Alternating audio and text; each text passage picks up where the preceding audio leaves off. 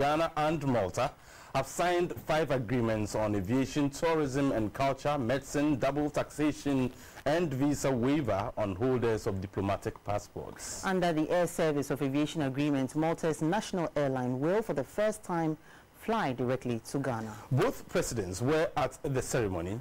Addressing a joint news conference later, President Akufo Addo spoke of steps by his administration to establish a home-based career by end of this year. Minister Madame Shelia Okoboche signed on Ghana's behalf, while the Maltese Minister for Foreign Affairs and Trade Promotion, Mr. Carmelo Abila, signed on behalf of his country. Later, at a joint news conference, the President of Malta, Marie-Louise Colliero Preca, said it was crucial for the two countries to create opportunities for their youth. She hoped the agreement entered into would boost trade between the two nations. President Akufo Addo and myself, accompanied by our respective delegations, discussed a variety of sectors of mutual interest. From our discussions, one can easily conclude that there is the necessary political will to enable our respective private sectors and government authorities to explore innovative initiatives from which both of our countries can benefit. President Akufo Addo spoke about a national carrier for Ghana.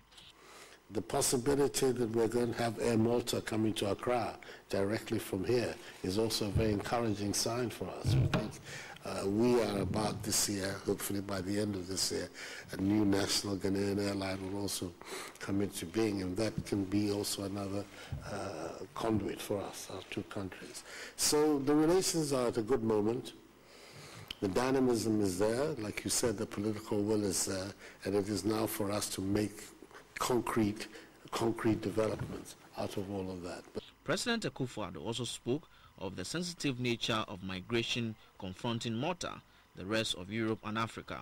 He said Ghana would create conditions that will make the youth want to have a future in Ghana, so they would not be tempted to cross the Sahara in search of non-existing jobs. Our posture is very much inward looking. We believe that if we can strengthen the Ghanaian economy, and by that also help strengthen the economies of West Africa and Africa, the dynamics for our young people to try and seek refuge in greener pastures elsewhere would diminish considerably, and a great deal of the heat out of the migration issue can be taken out. And I think it's important that we do so.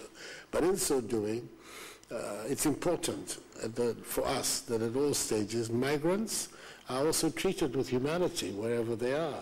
The rights of people are not ones that can be shelved for any particular occasion and then repossessed. They are constant, and we insist that Ghanaians and other Africans that get caught up in the migration story in Europe be treated with humanity and with respect and with dignity.